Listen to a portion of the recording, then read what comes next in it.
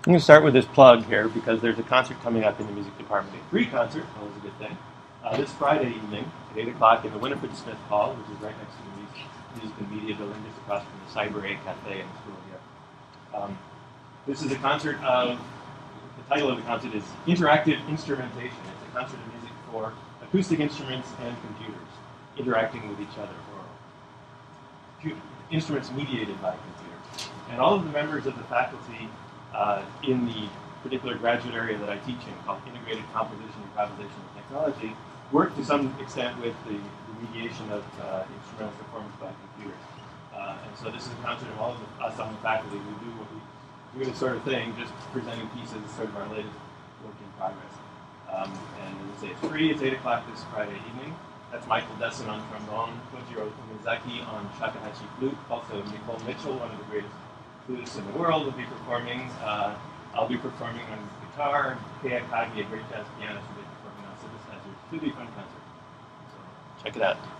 Pretty directly related to what you're doing in this class, I think.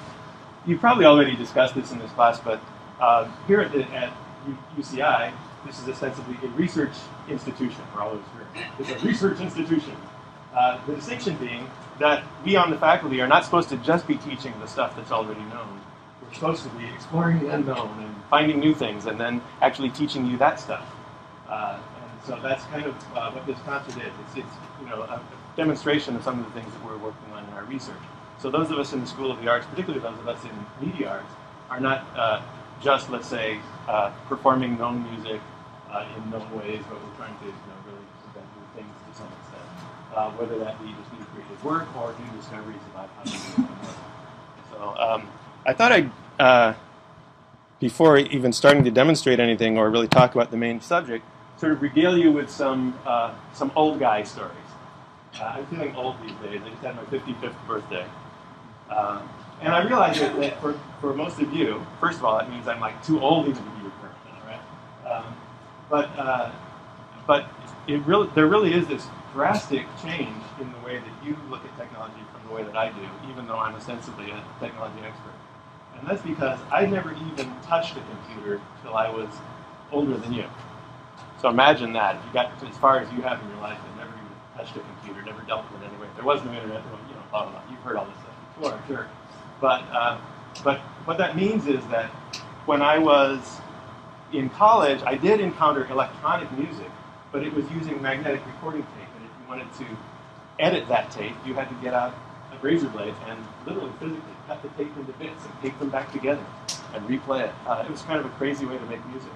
And there were these, electronic synthesizers that were just circuitry that made noise, and you could tweak it in various ways. But digital control of anything just wasn't really thought about it.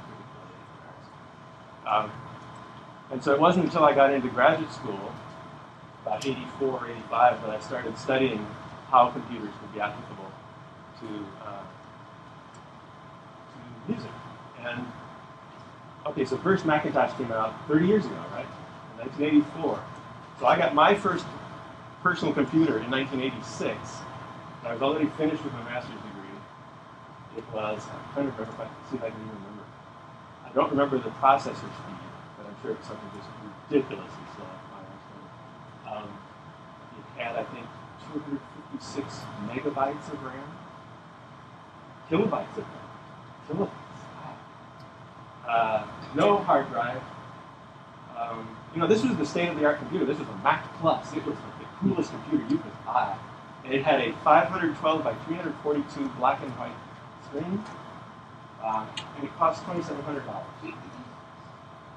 And my dot matrix printer, 72 dots per inch, would cost another $1,000. So I was out like my whole life savings basically. Okay, so enough of that old guy story. But that gets us back to the first work that I did with computers wasn't on a personal computer. It was on what they called a mainframe computer. This computer that everybody shared. It ran Unix operating system, and it sat in an air-conditioned room somewhere and filled up the entire room. And everybody accessed it by text-only terminals from some remote location.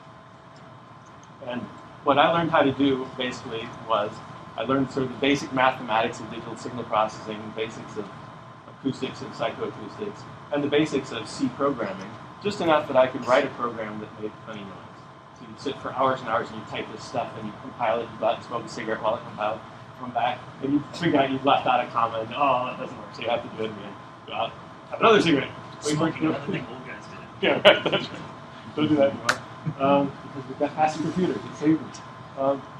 And eventually you would come back and you'd hear your dumb little, oh wow, I made the computer make noise, yeah, that was amazing. So even MIDI at that point, I guess it had been invented, but it wasn't really a common thing. So I really come from this kind of really, if you want to get anything done, you got to program it yourself kind of mindset. And I still can't get out of that, even though with all this wonderful music software, you've probably all encountered some of it. GarageBand, and Ableton Live, and Reason, and Logic, Pro Tools, all these things that both professionals and hobbyists use to make music. And it's incredible stuff, and it's by my standards, really easy to use. And yet I don't use it because I'm sitting there programming something. Because I'm putting on webpage.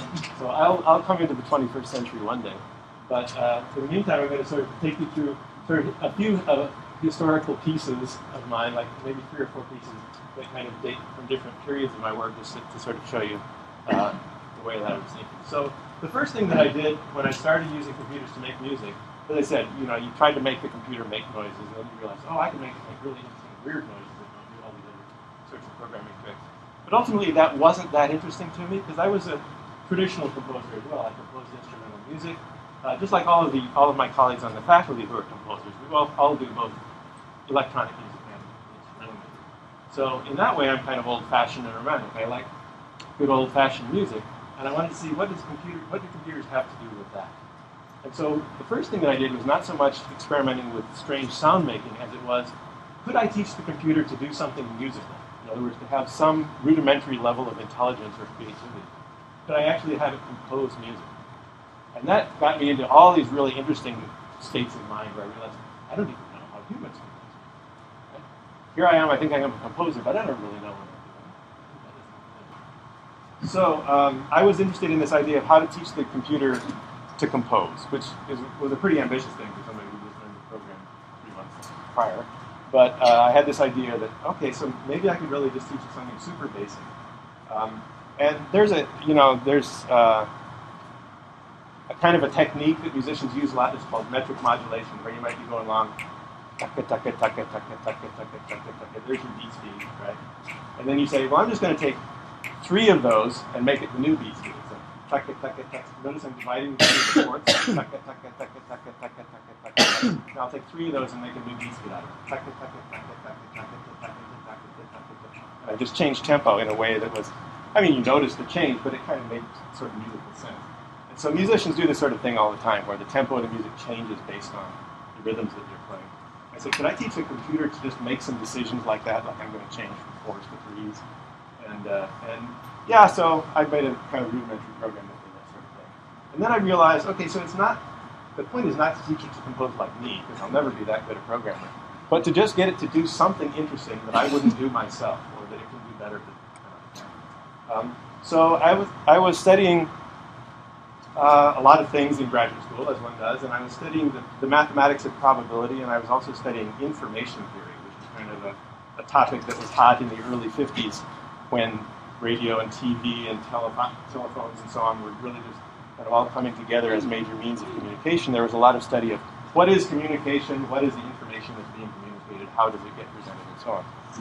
And I started to think about this idea of music as information. And how do we deal with music? How does it make sense to us if it's a form of information? Well, it can either be information that's already known to us, or it can be information that's new to us.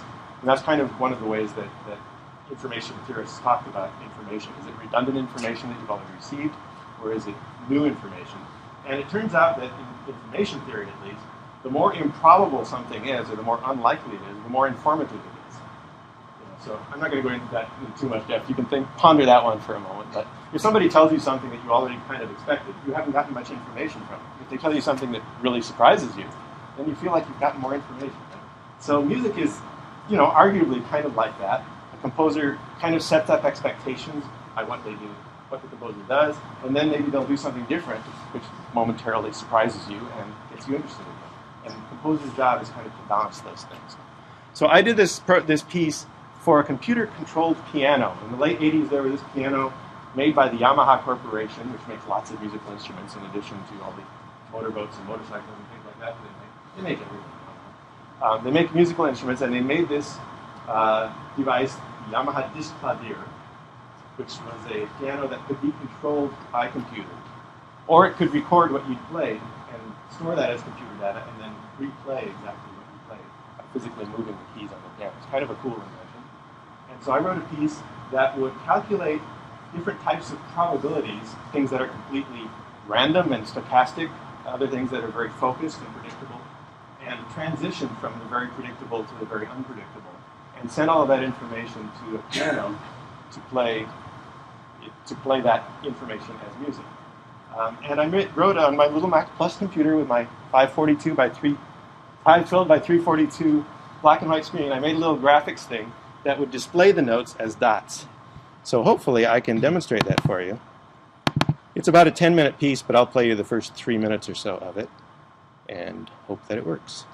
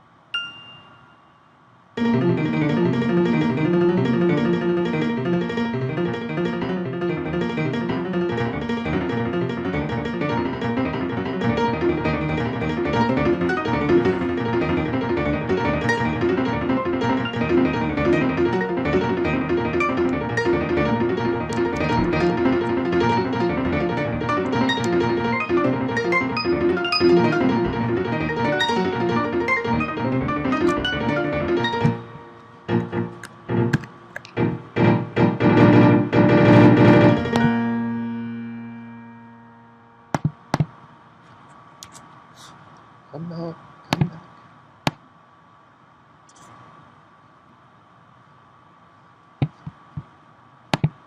Okay, so you could probably tell that, oh, what am I doing with that stuff? That's interesting. You can probably tell that the music sometimes seems, okay, I can sort of make some sense out of it. Sometimes it's pretty nonsensical. It's just a whole big mess of notes. So I was thinking of that as sort of a transitioning from things that are predictable, sometimes even so predictable, it's just like one note. You know, when's it going to change, right? That's really predictable, not much new information. Of course, the rhythm's changing, so you're a little bit surprised by the jaggedness of the rhythm.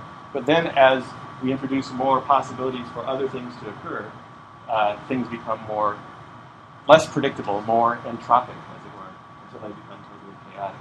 So that's kind of a use of probability and the mathematics of probability as a means of composing music. So most of the programs that I'm guessing you probably use if you do any use of computers to make music are probably programs that enable you to record music, produce music, save it as a recording, and then play it for somebody later. A program like Pro Tools or GarageBand or Logic, Cubase, any of those programs, they're really designed for you to record music digitally, store it, edit it, change it, maybe add some reverberation or something to it, make a nice recording that really sounds good, save it on CD or save it as an MP3 file, distribute it. That's what I call a non-real-time process. It's all going on over a long period of time, much longer than the piece of music itself. That's different from what I tend to do now, which is things that happen on stage live. Somebody's playing an instrument and the computer's doing everything in real time, in the moment, listening to the player, as it were, responding to them, etc. So I kind of make this distinction between things that are non-real-time uses of the computer and real-time uses, music being this inherently, intensely real-time thing. Things have to happen at just the right moment in music. Those are two different ways of using the computer. Well, back in the 80s, there was no question of doing anything real-time. Everything took way too long.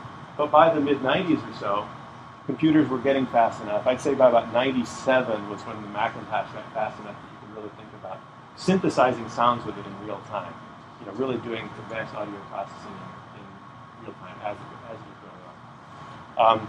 So I got more interested in this idea that composition doesn't have to be this non-real-time thing where you sit around and you think for a long time and you get the piece of music. The computer can compose thousands of notes in a millisecond. Right? There's no problem for the computer to do that now. So I thought of compose as it not so much as computer composition as computer improvisation.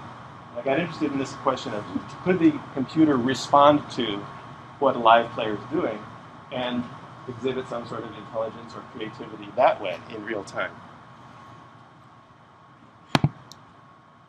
A friend of mine asked me, who's a very good pianist, asked me to do a piece for him that would be for Yamaha disc clavier. So again, this computer-controlled and controllable piano.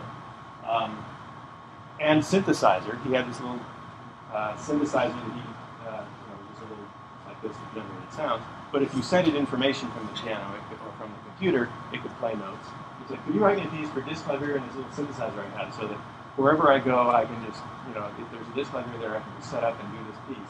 And I'd like it to be interactive, so that it's sort of like a call and response or interaction between me and the synthesizer." I said, "Yeah, totally doable." It sounded fun, and I wanted to write a piece for him anyway. So I wrote this piece, the title of which ended up being "There's Just One Thing You Need to Know." And that's, I'll actually bore you with another story.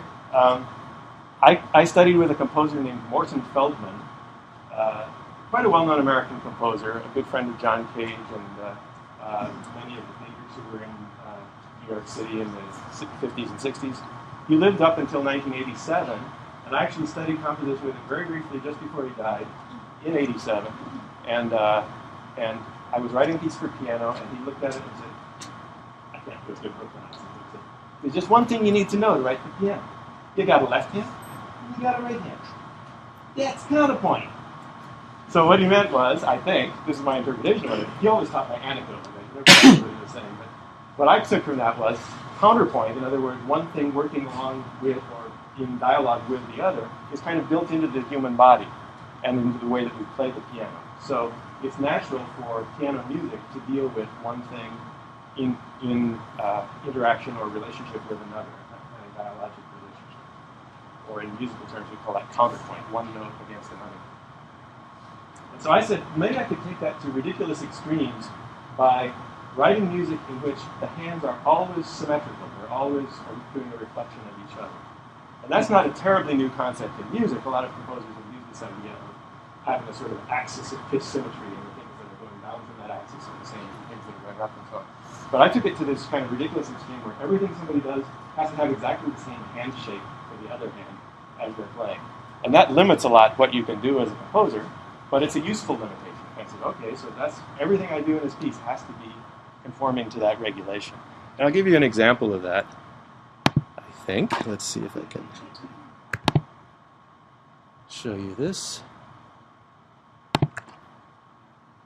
So here's an excerpt from the musical score, and it's helpful if you read music, but it's not essential. But those of you who do read music will see that these notes here that are being, that the pianist is being asked to play, the first four would be played with the left hand, the next four would be played with the right hand, and they're going to perform the exact same hand position on the piano. And then, so the pianist plays that twice, then moves to the next thing. It's a different set of notes, but again, all the white keys and black keys make the exact same configuration. So I had to write music that conformed to that rule that I set for myself, and it also sort of made musical sense. So I'm going to play you a little excerpt from this piece, just so you get an idea of how the piece works and some of the things I was working with. In this part of the piece, the computer's not actually doing much of anything. The pianist is just playing this music by himself. But what the computer is doing is watching the notes that are being recorded by the piano, so that it knows where he is in the piece. In other words, it gets that first note D and it says, oh, there's that one, I was expecting that one. There's the A, I expect that. Maybe he misses a note. He says, oh, I didn't get that note. Oh, but it's the next note up, so he probably just missed a note. And it actually, can fairly intelligently at least follow it along with him and know where he is in the score. So he plays through this whole thing once, till he gets down to here. And then at that point, he goes back there.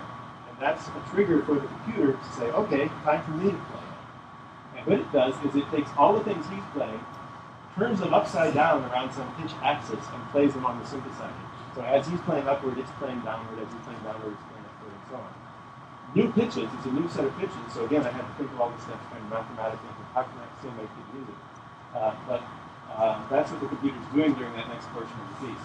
Then, the computer, while it's doing that, the computer is keeping track of the average tempo, the average note speed of the player. So it's measuring the time in between every note, and it's keeping a log of all that, and it's keeping a log of how many notes it's received. So over the course of this next so many notes, it can say, oh, I get what is the average tempo at which this person